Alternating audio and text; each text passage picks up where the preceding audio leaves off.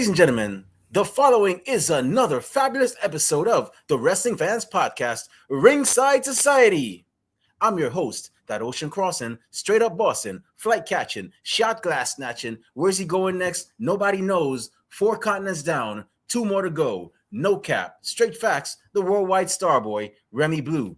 But it's not about me. See, we have a special guest tonight. This man has been on our radar for a hot minute. We finally managed to get him on. He's actually a graduate of the Fallout Shelter, the same place that's actually spawned our alumni guest, Aria Rose. He is a man that possesses brute force, chaotic energy, and he has no intention of toning it down anytime soon. He is the Thicky. Everybody, welcome to the show, the Thicky Time Bomb, Brian Bomb. How you doing today, sir? Good. I love that intro. I'm gonna probably have to hire you as like my personal ring announcer. That's nothing, man. I keep telling people it's a little bit of Road Dogg, a little bit of Justin Roberts. I just yell at the top of my lungs. I hope I sound good, and that's it. You know, it's nothing, nothing You major. sound great. You're doing a great job. Yeah. So, Brian, how's everything going on in your neck of the woods, man? Good. Everything. I mean, busy but good but fun. Just enjoying wrestling. Working in my shoot job during the day, and that's always nice and fun and stressful. But generally great. How about you? Just here enjoying the summer here in Brooklyn. Can't but honestly, I can't wait for the fall, man. The fall. I know I'm a bit of a weirdo. I always tell people the best days I enjoy are the fall and the early, I guess, spring when it's like Mm-hmm. mid-April to like early May. Yep. That's Yep. when I kind of enjoy it. But other than that, summer's nice. It's great for photography. I like it. Because I'm a photographer. But other than that, yeah, I'm more of a mid-weather kind of guy. Not too hot, not too cold, just right. Yep. I'm right there with you. I totally get it. So not weird at all. Yeah. So I gotta ask you, man. I asked 90% of our guests that we have on the show just to give our viewers and listeners some context. What was the match of the event that made you become a fan of professional wrestling? I feel like so my answer is always I feel like so different from everyone else. So I hated wrestling as a kid. I thought it was the dumbest thing. I thought it was like fake and stupid. And so my brother, who's like 5 years younger than me, was a big wrestling fan. And I would make fun of him all the time. I was like, nobody watches that shit. We were in Toys R Us. I don't know if those are still around, but we were shopping for toys. And at the time, Mm. like Stone Cold, The Rock, they were really big. And so my mom was buying him these toys, and I was like, he doesn't want that. He wants this toy. I saw this like woman with these big breasts. She kind of like Pamela Anderson. I didn't know who she was, and I was like, oh, buy him this. And I remember my mom telling me, she was like, nobody plays with the girl toys. And I was like, well, then just buy it for me, whatever. So I look at the package. It said like Sable on it. I had no clue who this woman was. I go to my brother and I said, hey, when she comes on TV, the girl in the action figure, let me know. I want to say like maybe 2 weeks pass, and all I hear from my mom's room is my brother screaming like, "Brian, Sable's on TV!" And I ran to the room, and all I see is this woman in this cat suit with her big fake boobies up to her neck, and she's just like, to me, like the sexiest, most beautiful thing. And I was just like, oh, wrestling's a lot cooler than I thought it was. Like if this, because I've always liked like female superheroes, like Street Fighter, Chung Li, that kind of thing. And so it was a segment. I think the segment was on Raw. It was technically Luna versus Tori, not Tori Wilson, the first Tori. And Sable turned on Tori Mm. after like, kicking her in the stomach with her heels, and that's what got me into wrestling.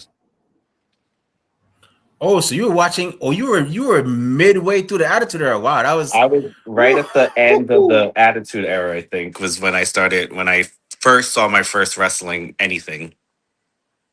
Man, because it's funny. I'm old, but I'm not that old when it comes to like memorizing certain things. Mhm. Sable, she left around 99. I remember that. Wow, that She was did. that was a crazy time to be a wrestling fan. Yeah, and I was this young kid, Um, and I was just like, it was I mean, the stuff they did back then was wild. and it's funny. I'm dating myself right now. I was 15 or 16. I'm 43, and I was 15 or 16 right now. 15 or 16 when around that time, Uh-huh. and I was thinking to myself, I was watching since 1990. So I'm thinking to myself, I could never. The 7-year-old me, 6-year-old me.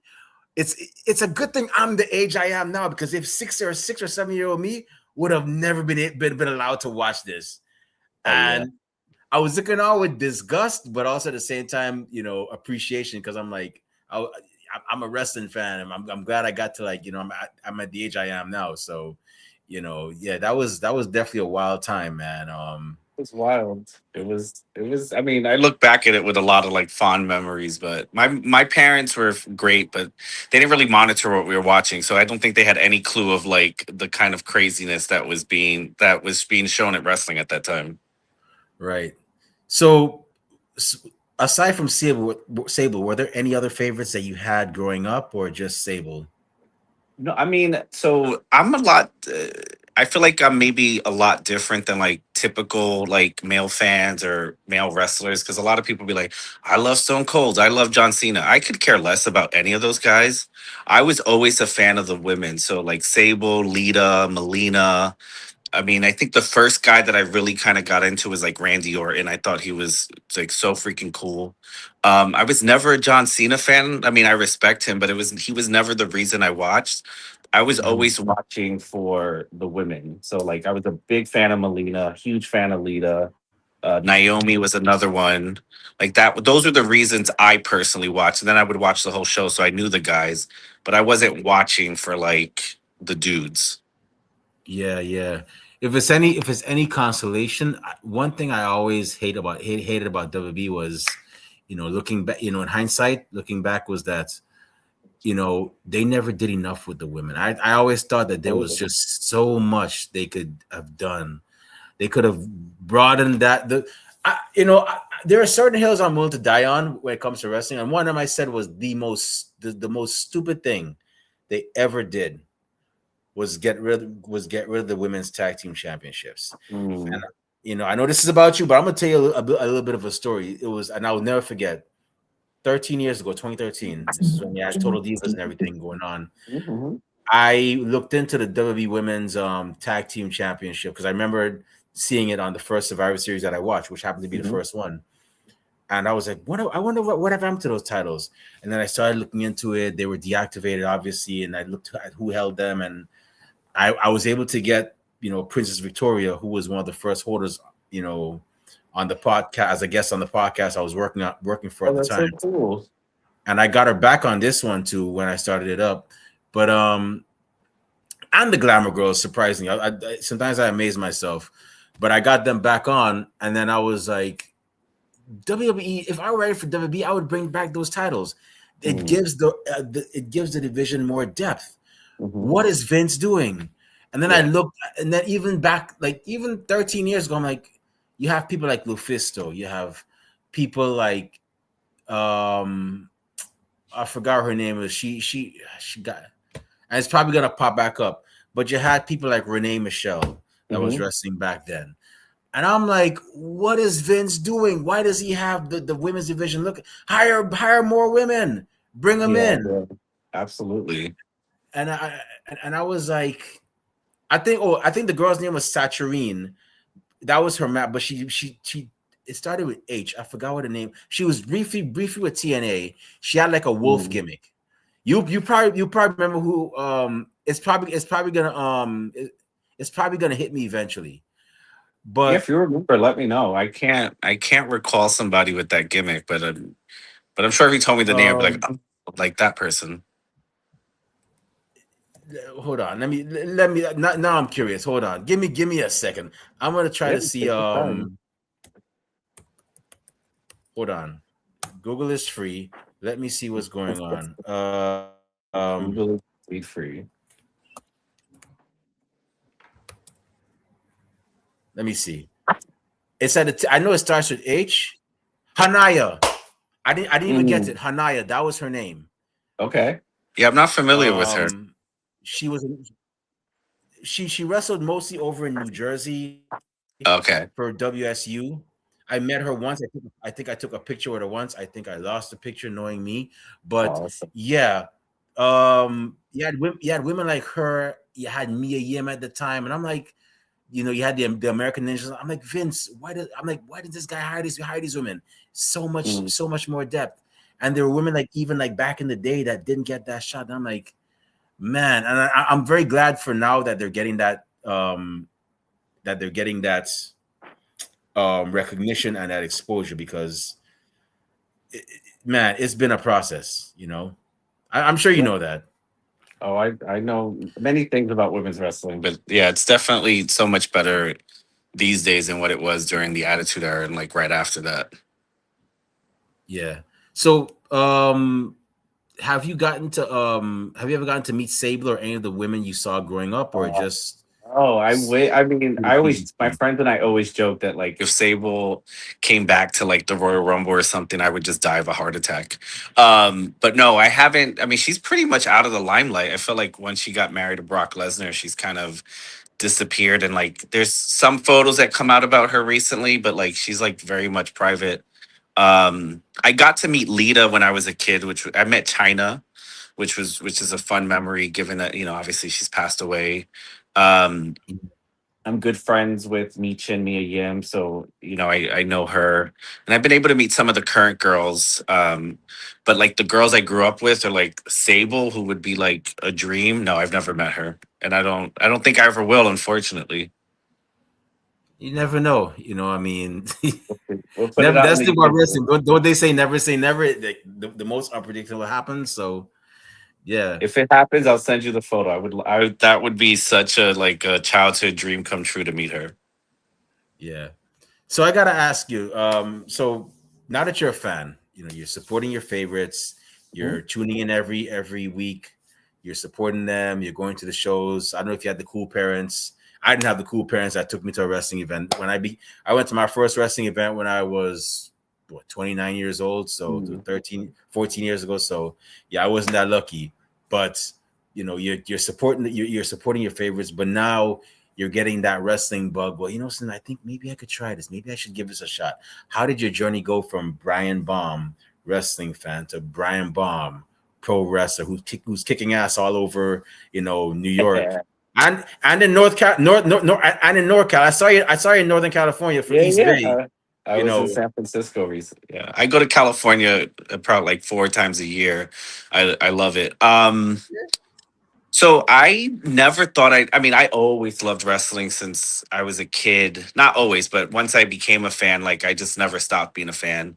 But at the time, I'm 5'9". And so at the time, a lot of the guys were like really tall and like very muscular. So I never honestly thought that like I would be a wrestler. I was always curious about it, but it wasn't like my what I was going for. I have a career outside of wrestling, so I was very focused on that. But I always in the back of my mind I was like, oh, I just be curious one day. I was filming a documentary with Mia Yim for Vice. Like this was maybe I don't know, probably 10 years ago at this point, or maybe a little less, like maybe like 6, 8 years ago. And she was having a match. I wasn't a wrestler yet. I was still just a fan, and her and I were just starting to build a relationship. And I just told her, I was like, oh my God, like, please, Mia, just let me take one bump. It was her. I forget who the other wrestler was with her, but she was awesome. And I'm forgetting her name, which sucks because she's great. But they taught me how to take a back bump. And I took it and I was just like, oh, this is so much fun. It was like a childhood dream. And then after that, I kept getting the itch. COVID happened. And I remember, there was so much uncertainty. People were dying. I had friends who had lost their parents. And it was a really, it's just it was a hard, weird, odd time in terms of just like life felt like it slowed down, and I was really desperate at that time to just kind of feel joy. And I kind of took the lesson that life is short. So I was like, fuck it. I have a friend in California, Marco Mayor, and he's a wrestler. And so I was like, hey, what if I come down for just like a weekend? You can just teach me some wrestling that I could learn, and like we can put together a match. And by match, I meant like just something very simple, fun, just to like have the experience. And so he agreed. I did it. And I thought it'd be like a one time thing. Like I'll do it once. I'm glad I did it. I kind of took it off of my bucket list. But the opposite happened. I was like, I just want to do this more and more. And so after that day, I talked to Mia Yim. I said, hey, like, do you know any good schools in New York that you recommend? She recommended the Fallout Shelter. This was maybe about 4 years ago. And ever since then, that was what it was, those series of events that started my wrestling journey, because it was never something after high school or during college where I was like, I'm gonna be a wrestler. I was very much like, that looks like fun, but I'm not the type of person who would succeed in that. Well, yes, you definitely did, because not only did you go city to city, you went coast to coast. I'm like, I was clapping for you. I'm like Aria Rose. She told me about it. And I was like, wait, y'all Yeah. went, because it's not easy, especially for male wrestlers, I feel, to get booked all over the place. Women for some reason, they have much more success, getting to from city to city, region Mhm. to region, sometimes even overseas. But when I see like guys getting through that too, I'm like, yes, that's awesome. That's great. Because I tell any wrestler, like, the sad situation is, and everybody's end goal is either W or AW, and they Yeah. can't hire everybody. But Mhm. obviously I'm not a wrestler, but I tell them, like, if you can't go WB or AW, go worldwide, Yeah. go nationwide. If you can't go worldwide, it's a great thing to get to do what you love, and also get to explore different areas as well too. Absolutely. So I Absolutely. gotta ask you, man. So I know Battle Club. I've been to y'all shows. I always leave feeling I all hope you great. like them. I went to bro. If you had tuned in, I don't know if it was the Ringside Society account or if it Hmm. was my other account where I tell people follow me if you want to see me check out cool places and whatnot. It was one of them. I didn't even get to the first. I have to take 2 trains home. Hmm. I didn't even get halfway to the first train, and I was already shouting y'all out on Instagram because of how good Women Crush Wednesday was. I was like, Oh, that's "Yo, awesome. yeah." Anytime, I mean, I work on weekends, but anytime I have the day off and y'all are there, I'm definitely there. So I always enjoy y'all shows. That's so cool. Um, yeah, So I know that I know the awesomeness that y'all bring, but what was it like wrestling for East Bay Pro? Okay, I know East Bay Pro, they've been around for a hot minute. I mean, I think they may have been the first promotion to start up there in Northern California. I could be wrong. People don't crucify me, but what was it Maybe. like wrestling for them? I mean, it was great. The great thing about California in general. So I've wrestled at East Bay Pro. I've wrestled at other promotions. One called Ugwa. I wrestled for West Coast Pro, which is kind of the one of the bigger. It's kind of like I sort of call it like the GCW of California, but it's one of the biggest promotions in the California area. So just wrestling for any of those is just fun. I think the good thing about being able to go out to different crowds is every crowd is different. Like when you're wrestling for, a crowd in Brooklyn or a crowd in New Jersey or a crowd in Puerto Rico. Puerto Rico is wild. Or wrestling in California, it's just different crowds. So it's like it makes you better as a performer because you have to adjust to the crowd you're wrestling to, right? Like some people are very supportive and into you, and they kind of are like on the journey with you. Other people maybe a little bit more rude or disrespectful, or they're not wrestling fans, so you have to wrestle for them differently. Um, so for me, it's like a great learning experience, but also I just love California. So being able to go out there always feels like a nice little getaway from New York. And I get to not only do wrestling, but just like really explore the area, which is like that combination is so fun to me. Yeah, for some reason, I mean, from a wrestling fan's perspective, I've always said that the wrestling scene over there, the people, for some reason, they're larger than life.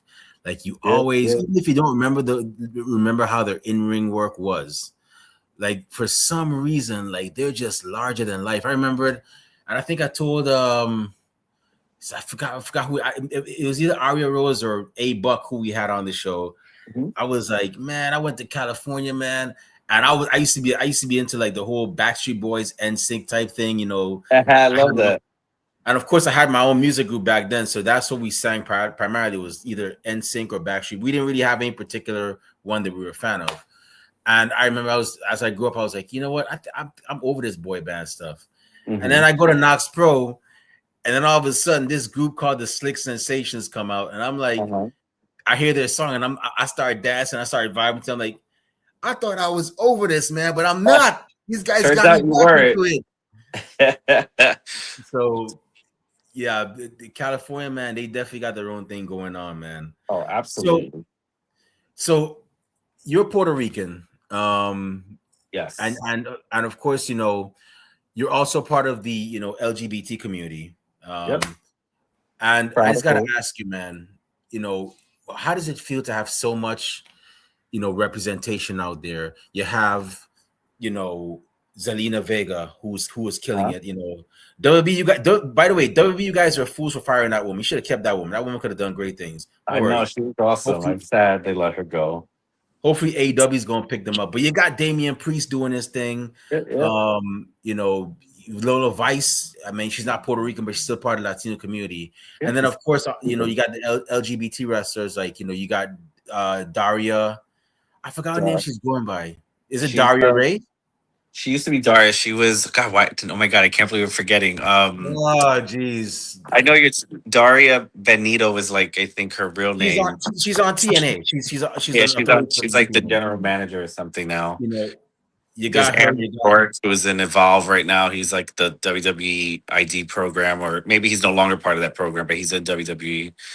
There's a bunch of people. I mean, I'm trying to see who Anthony else. Bowens. You Who? know, Anthony Bowens. Oh yeah, Anthony Bowens. Yeah, yeah. So He's the Scissors. as He's a great. member of as a member of those communities, what is your mindset when you see like all those people getting, the exposure in a great way? And it's a funny thing. I'm just laughing because back in it was a couple years ago, Harley Cameron site starts hitting on Anthony Bowens, Oh yeah, and yeah. the crowd starts going. I think he's saying, who's gonna tell her? And then the crowd starts chanting, in a positive way. Uh huh. They're like, Uh huh. he is gay, he is gay. Yeah, yeah, yeah. I And remember. everybody, and she has this look on her face like she's surprised. So, but what does it do for you, like, knowing that now y'all are getting that exposure in a great way? It's accepting, the crowd is chanting, you know, what does that mean for you? Yeah, I mean, just to have more representation's awesome. Like, I really feel grateful to people who kind of started when it was even more difficult. So, like, the Sunny Kisses of the world, the Effies of the world, and even before that, right? Like, folks who weren't out but were still part of the business. I think now we're in an environment where there's so much more representation, and it's just like I've met a lot of other out LGBTQ wrestlers or other Puerto Rican wrestlers, and it's just nice to like be in community with them. I For me, the Anthony Bowens promo was one of my favorites because it felt like one of the more positive mainstream pieces that I don't think we all always get, right? Because like we've gotten the Billy and Chuck before, we've gotten the Goldust before, we kind of gotten the Ricos, the kind of more making fun of LGBT or gay people.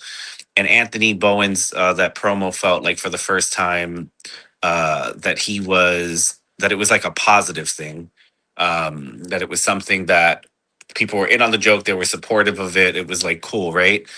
But even though there's representation, it's still hard, especially on the indies, because a lot of times you'll either get typecast or they won't think that you can wrestle as well because they think you want to wrestle a certain style. Unfortunately, I mean, I've had many positive moments, right? But then I've also had moments where people are saying things to me in the crowd that I can't really repeat on here, that are just very negative and very homophobic. Right. So even though there's great representation, it hasn't fully erased the stuff that we have to deal with, whether it's the misconceptions or the epithets or the negative things people say. And when you're in an environment that's supportive and you meet other people, like that kind of community feeling like, oh, I'm not the only one.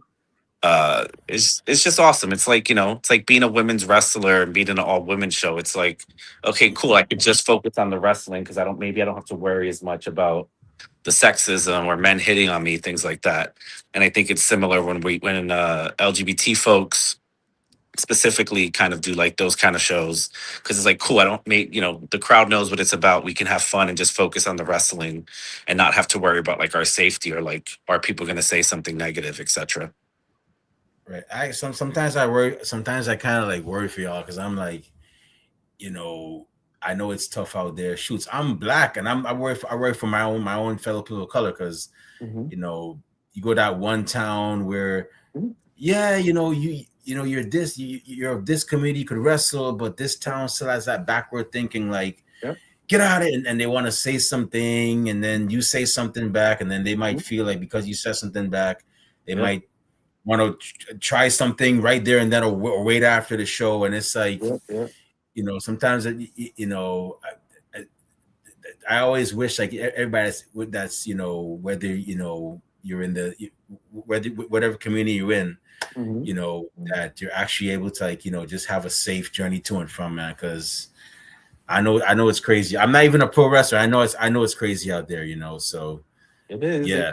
It can be. It's nothing is one way. There's amazing things. There's beautiful things. Then there's stuff that's scary. I think for me, I always just try to make the best safety choices for myself, right? And so if I'm in like California, San Francisco, which is like very kind of progressive, I can sort of present my character a little bit differently, more bold, right?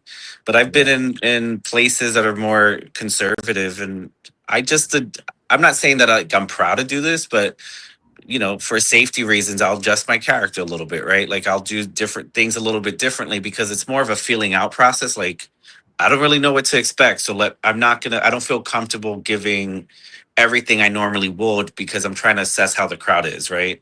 Right. And I think that's important for any wrestler to do, right? Like you gotta do what feels safest for you. And it's also a skill as a performer to learn how to perform differently for the crowd you're in front of, and it's not always about like sexuality or race. Sometimes it's just like these are not really wrestling fans. This is a show for kids, and so I Right. will my character more sort of like a evil principal, for lack of better words. Like I'll yell at them like, go do your homework, you need to be in school, pass your test.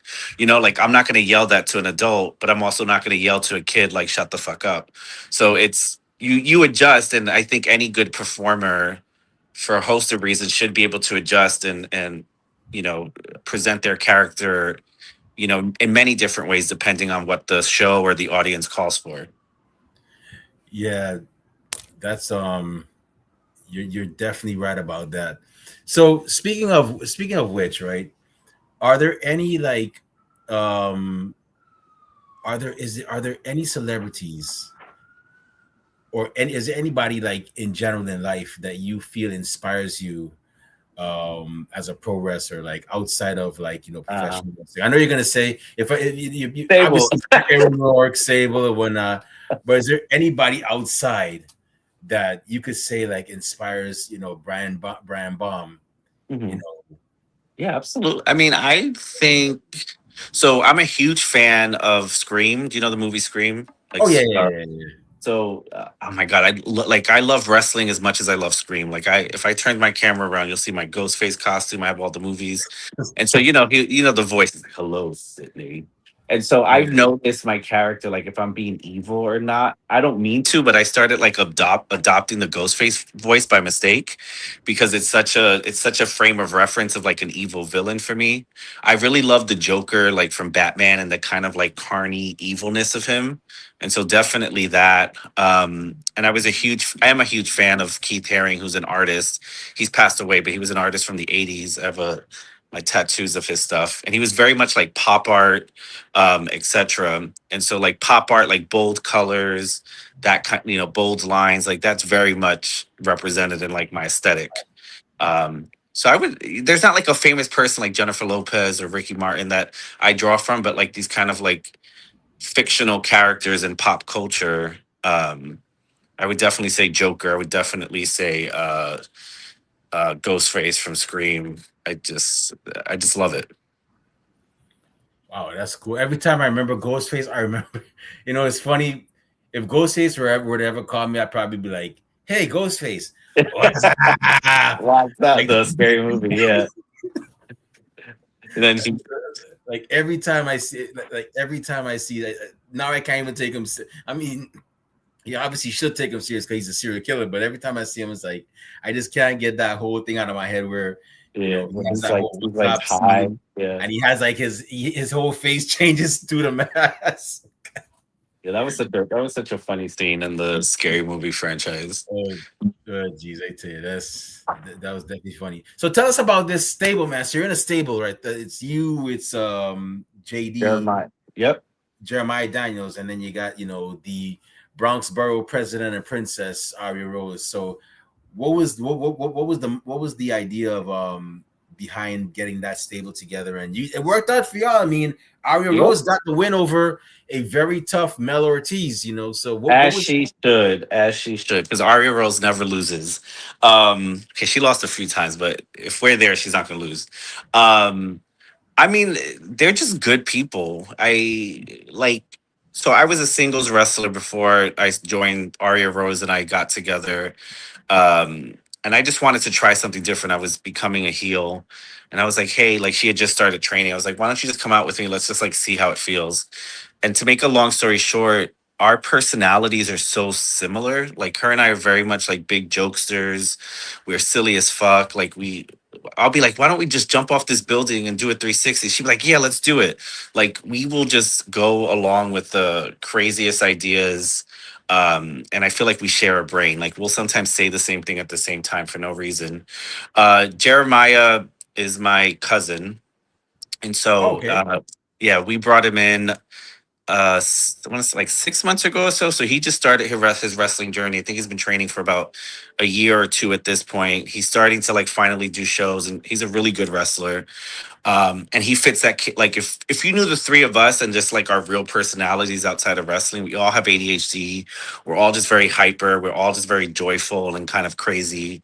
And I feel like that works really well for us, especially because, and I'm trying to choose my words wisely, you know, in wrestling in New York, there's a lot of great characters, but I don't think there's always like the type of characters that myself, Ari, and Jeremiah present. And so I think we're really able to stand out and be different because we're different from the rest of the show, you know? And so I think it presents a different package that's interesting because we're giving the audience something different that they may not be getting the rest of the show. So for me it just works because we're crazy as fuck. Hey, I'm definitely looking forward to seeing more from y'all. I know that I got a feeling next time, that she and Jem meet, I got a feeling we might see a clash between y'all and Confederated, man. Or is it Confederate or Federated? My bad. Federated. Rembrandt, please don't kick my butt for that. My apologies. It's been a long day. But I got a feel we're gonna see if that happens, ever happens, we might see a clash between the two. I mean, I'm all listen, for it.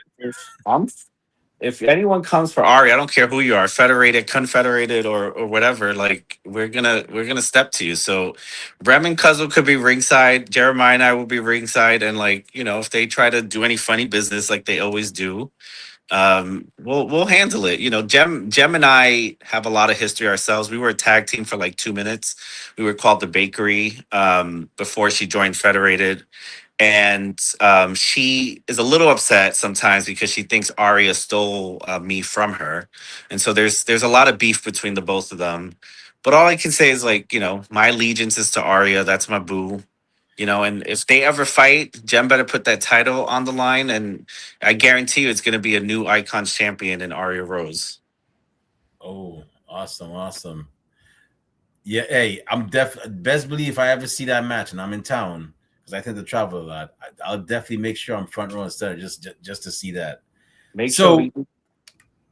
so you've actually wrestled you wrestled in New York, wrestled in California. I know you wrestled in Philly and New Jersey. Yep. So are there any other cities you've gotten to wrestle in or that you hope to wrestle in the near future? Any other countries? Hmm. Um, so the big one for me that I really wanted to wrestle in that I was able to make happen this year was Puerto Rico. That was just because obviously I'm Puerto Rican. So that was really special to me to finally have that happen. I think that was in March that we did it, and so it was Mm. just cool to like be in my island, and I put together this gear that was Puerto Rican inspired. So I put on the indigenous people of Puerto Ricans are called the Taino How you Indians. know? So Hmm. yep. So I did makeup that was in the war makeup that was inspired by them, the kind of sharp lines, the lipstick with the line down. I created a shirt that said like Brian Bomba, so it was like a little bit of Spanish English fusion and had like a little coconut and Puerto Rican flag. So that was really special to me because it was something I felt really connected to my ancestors and to just my people. A place I haven't been. I mean, I fucking hate flying, so I don't think it'll ever happen. But like, I would love to go to Japan, but that flight is too long. So maybe I'll just Okay. Mexico would be a great second choice. Right. It's a little bit closer. I can speak the language. But if Japan were closer, I'd definitely say Japan. But I don't know if I could do a 16-hour flight or 12, Okay. how long it is. Honestly speaking, I gotta, and I'm probably gonna get. I probably shouldn't say this, but a friend of mine, actually, not me. I don't care. I fly. I like flying. I'll fly. I mean, I'll fly. I'll fly through anywhere. But a Hmm. friend of mine told me, I don't know how true it is. He said if you go from JFK to Seattle, that's a 6 hour flight. Hmm. And if you go from Seattle, I don't know how many hours of flying you can take. Hmm. But what he said, because he's an expert, he flies all over the place. He said, go from 6 hours, go from JFK to Seattle. That's 6 hours. And Hmm. then he said, um, he said go to Seattle to Tokyo.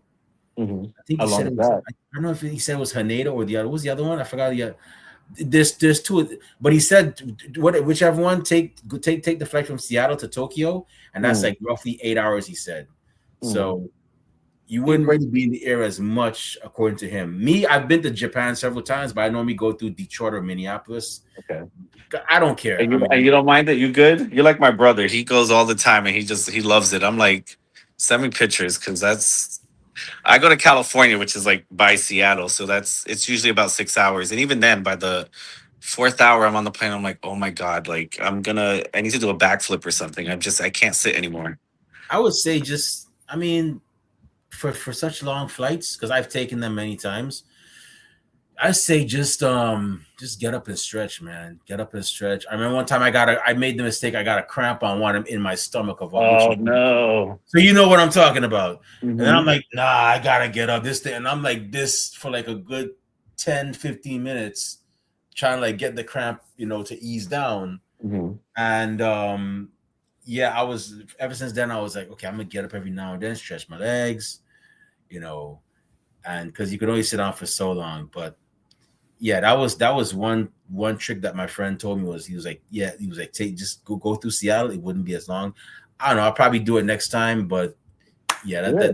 that's pretty much what he told me. But if you ever get a chance, I'd say, hey, if you could, you know, just give it a shot. Japan is a nice place. You definitely will I fall hear in good love. things. Yeah. There's actually a lot of shopping to be done. If you're into fashion, it's a great place. Yeah. If you go, make sure you buy a size up, and it's not because of anything. Because I remember one time I was in the Navy, They run and smaller. But I was actually when I first got there, I was like, yeah, I'm gonna buy some cool clothes over here because I'm curious about how things are in Japan. And this guy was like, yeah, make sure you buy a size up. I'm like, wow, because I'm a fat guy, you gotta insult me. yeah. He's like, no, no, no, no, no, no, no. And he's like, no, I'm a large, or I think he said I'm a medium, and I gotta buy a large Yeah, because that's they run small out there. yeah. So I'm like, oh, okay, my bad. I thought you were making. I mean, I don't care if you make fun of me. I tell people I'm a fat guy, but yeah, You're ready to fight him. yeah, I was no, You said what you I said? was, I was saying, I was, yeah, I wasn't gonna fight. Definitely wasn't gonna fight him, but yeah, it's. I could say it's a great vibe out there. It changes you, especially if you're a New Yorker. Trust me, Mm, you will be at your calmest. I know you went to California, so I know it's kind of calm out there, but you will be at yeah. your calmest. I guarantee you, if you go to Japan. I even look for forward like to it. even for like just a week. You will be like, "Yo, I'm coming back here," you know. So Well, I don't know if I'm coming back because I think if I do, it'll be once because I really don't like flying, so it's like I gotta grit to it. But yeah. one day maybe, one day maybe. If you do though, I'll tell you this: if you do, make sure you get your Ribera jacket. I always tell every wrestler when you get over Ah, there, make sure you get your Ribera jacket. Hulk Hogan has one. John Cena yep, has one. You know, make sure you get that, man. Because and the food there is. I don't know if you eat steak, but the food over there, the steak over there is love really good steak. as well I too. love steak. Yeah. So, but yeah. So I just got two more questions Sure. before we call the show. So I saw your match against it was JT Thorne. Man, Uh-huh. that springing back up when you hit that guy, I was like, yo, My it's a finisher, good thing yeah. I'm not a wrestler, man. That came out of nowhere. I was like, geez, this man does not brute force. Yeah, Brian Baum definitely got him, man. I was like, man, and I Oh, was thank surprised you. JT. I thought JT Thorne they would have to get a stretcher for him, but luckily he stood up and he said, "The next time Lucha Libro's here, I'm gonna fight for a championship." I'm like, this guy must have took some painkiller before the match because I would have been. If it was me, I would have been in a coma by now. But He was you on the know, adrenaline. He was on the adrenaline. but I gotta ask you, man. Who are your top five that you want to wrestle in the near future? Whether it be a singles match, or you and Jeremiah, Mhm. are a tag team. Who are some people that you want to scrap it up in the ring? You could call any name because wrestling's unpredictable. I mean, Yeah, you you know, never know. Someone could be on AW today and then like on your indie show tomorrow. Do you want me to pick people I haven't wrestled before? yeah, yeah, yeah. Okay, I mean, so definitely Mia Yim Meechin, just because again she's a friend, and I feel like it would feel really meaningful for me to wrestle her. And it's also cool she's been on TV and stuff. So it kind of feel like wrestling my trainer, so to speak, right? Like, can I hang? Can I do it? Um, in addition to teaming with Jeremiah, I'd love to wrestle him one day just to kind of see if he can beat me, right? Because I've tried to help him a lot. I see so much potential in him, and I'd really like to push his buttons and just like push him to see like, can you hang, right? Like, can you hang? He's not going to beat me, like that's clear, but can he hang? Um, I would say I think for me and Ari as a tag team, we would love to face like Bear Bronson and Gabby Forza, just because they're they're a tag team, and I think we would, Bear's a big guy, I'm a big guy, like I feel like we would scrap, and I think Ari is very sneaky and conniving, and I feel like they would underestimate her, but she'd be the one to kind of trip them up, and we can get the win.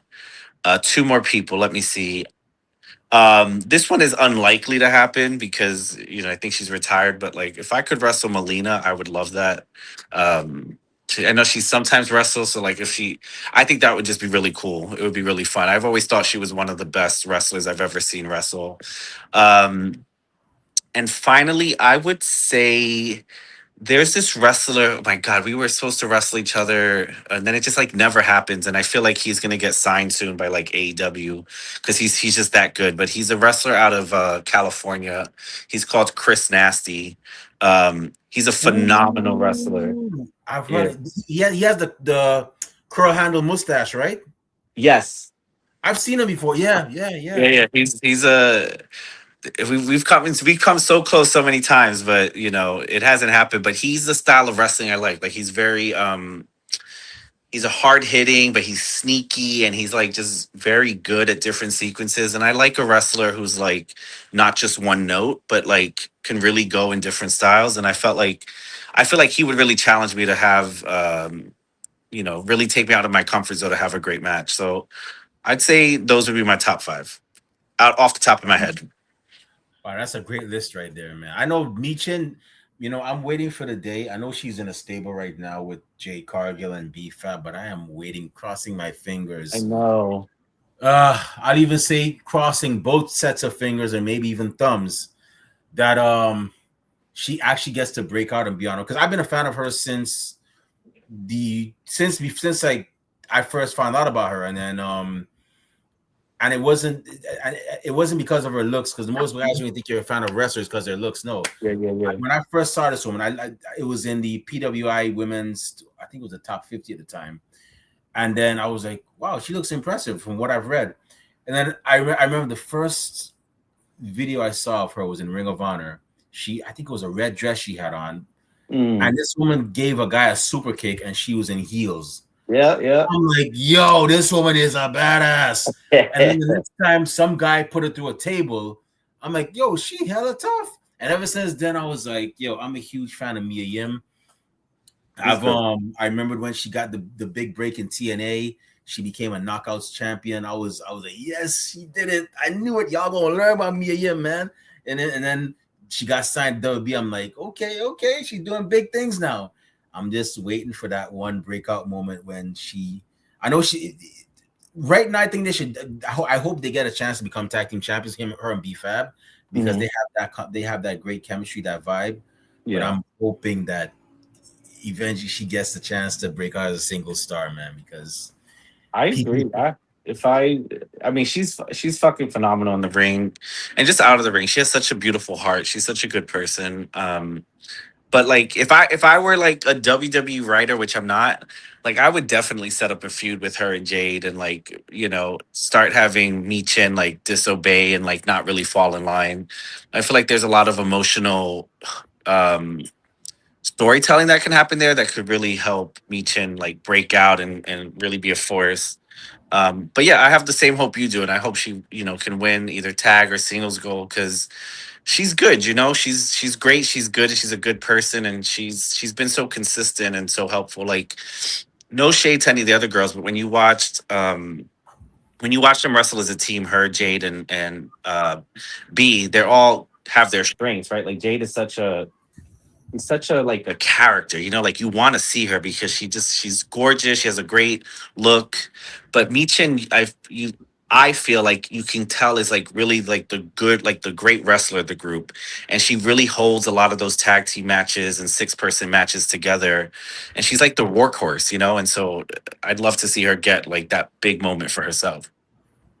Yeah, I got a feel. I got a feel it's gonna happen, man. But trust me, they definitely gonna learn about me, Chin. Trust me. You you know, I know you definitely know. I know, and when it happens, they gonna know. They gonna learn. They gonna know. So They yeah. better.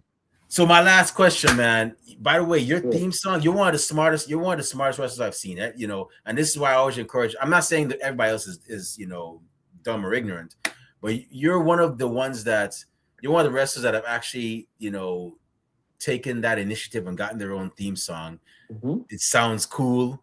I Thank you. commend you for that. You're not going to be that guy who's on the DVD or the encore stream and his music is blocked out because of copyright, Yep, yep, violations and so on.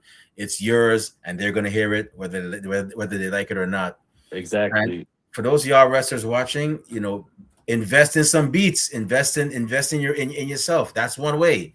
It's actually having your own entrance theme. I Yep, would have done the same thing if I was a wrestler.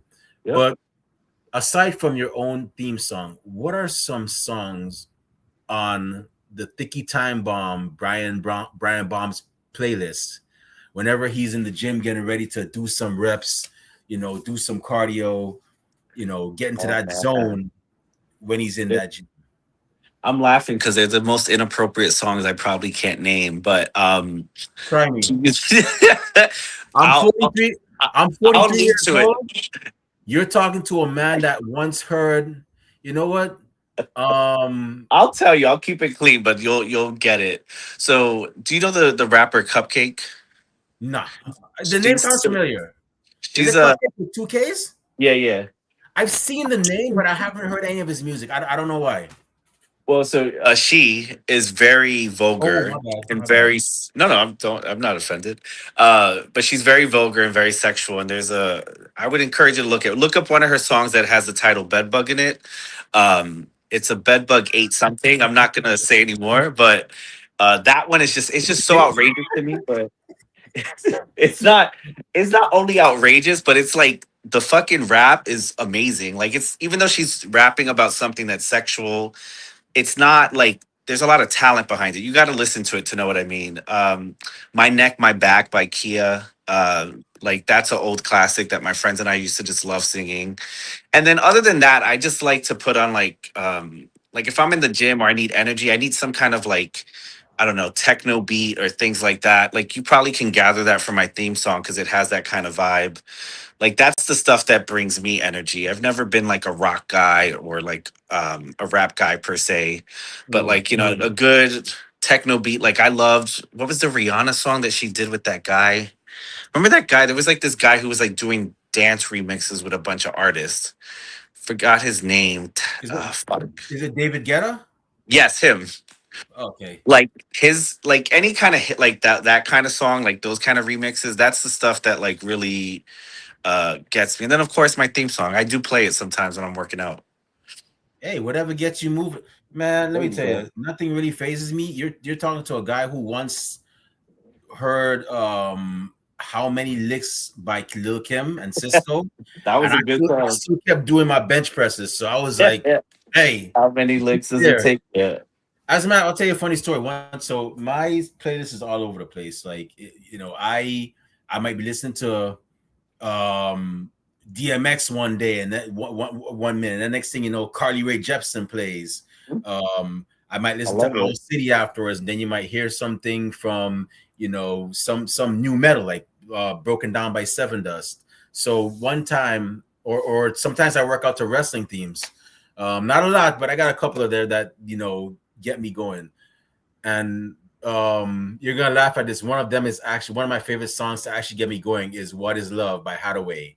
Oh, I Um, love it. That's a good one. if anytime that song plays, that song and "Good Vibrations" by Marky Mark, for some reason, I find my peak, and I get into ultra bro mode, and I'm like, "Yo, yeah," you know. Listen, So if what? sometimes you just need that motivation. Get it where you can get it. So one day, I'm in the. This is when I was in the Navy. I was in on Camp Lejeune, which is in North Carolina, and the gym was not that far from our barracks. So I used to go over there every day. And one day I went over there, and it's first come first serves with this music system. So you connect to it via Bluetooth, and it plays through the whole building, right? So I'm like in there. I think another guy was in there, but he didn't connect to it. So I'm like, okay. Our couple other people were in there, and we didn't know each other. So I'm like, okay, I guess I'll connect to it. But I still had my headphones in my ears, so I connect to it now, and I'm on the stationary bike and I'm pedaling away. So a couple of guys come in, and I know they like listen to rock, right? So they start working out. So they're like, "Bro, who is playing this music? Like, who's in charge of the aux?"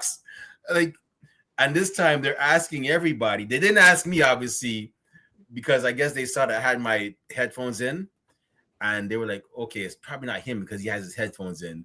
But I was just laughing because they were like trying to find out who's playing it, And it was but they you. couldn't figure out who it was, and the music wasn't stopping. So That's yeah, hilarious. I love it. yeah. But Brian, I gotta say, man, hey, on behalf of myself, and the rest of my career at Ringside Society, first off, thank you for taking time out of your busy schedule to be a All guest on right. our show.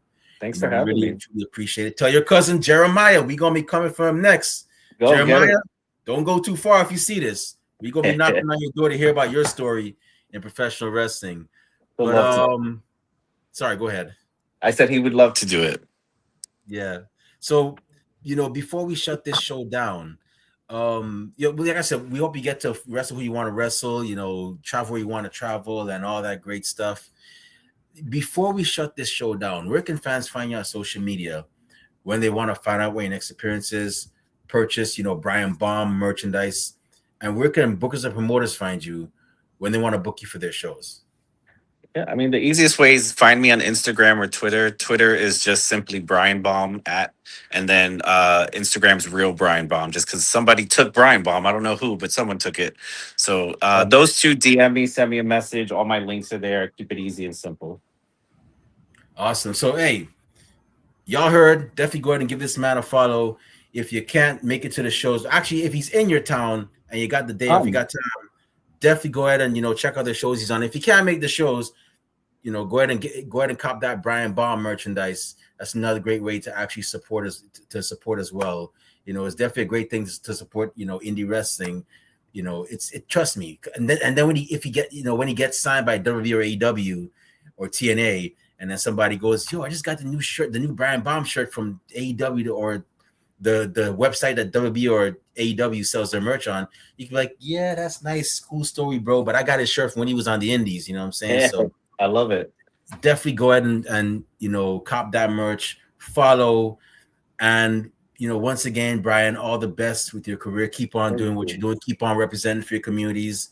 And with that being said, it's about time for us to shut this show down. My eyelids are getting a little bit heavy. My stomach is rumbling. That means it's time for dinner and a nap, but maybe not in that particular order. But before I partake in those activities, for those of you listening and watching, if you want to follow me on social media, I don't see a lot of cool things, but I do go to a lot of cool places. You can find me on Twitter and Instagram and TikTok at the Remy Blue. I'm also on Facebook as Remy Blue and Blue Sky as Remy Blue as well. You can find me on there. But more importantly, way more importantly, our podcast on social media. We're on Twitter at Ringside Social, Instagram and Blue Sky at Ringside Society, Twitch at Ringside Society 2019. We're on Facebook as a Facebook group, and we're also on Spotify, Teespring, where you can get our official merchandise, and last but not least, YouTube, where you can see great interviews like this one, like the one we had yesterday with Mel Ortiz, and the one we had before that with Aria Rose, who was also a part of Brian Baum's stable as well. You can find all those great interviews on YouTube, and to see them, it's really simple. Just go on YouTube, type in Ringside Society, and once you see that really good-looking dark blue and light blue yin yang sign with the blue flames around it, that's when you know it's us. So make sure you subscribe to all the videos, because we got a lot of cool stuff coming up, and you don't want to miss a thing, like Aerosmith in 1998. With that being said, we just want to let everybody know. We just want to thank everybody, first of all, for tuning in tonight. We are very grateful. We appreciate it. We strive on being one of the best and realest wrestling podcasts a wrestling fan could, should, and would listen to. And we're not going to stop being that. To those of you that are going to listen later on, we get a chance. Thank you very much in advance. And those y'all that hate us, can't stand us, really truly wish we'd go away. Well, like myself at Golden Corral, we're not going anywhere for a while. With that being said, we just want to let everybody know that we're very well and aware. We see it and we get it.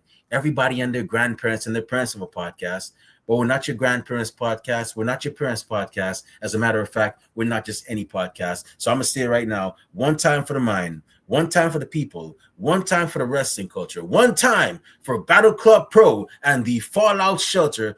Joakim, y'all keep doing great things. Masha Slamovich, y'all keep it up. Oh, can't forget George Santi. Y'all doing great. And one time for the Thicky Time Bomb, the man who has brute force, chaotic energy, and is not going to tone it down anytime soon, Brian Baum. We're the Wrestling Fans Podcast, Ringside Society. We'll be back next week with another impressive guest, or matter of fact, maybe this weekend, because we got AEW All In, but we'll be back later on with another impressive guest, another impressive episode. But until then, we just have 4 favors for y'all. Stay safe, stay healthy, be excellent to each other, and enjoy wrestling. We out. Peace. Thank you.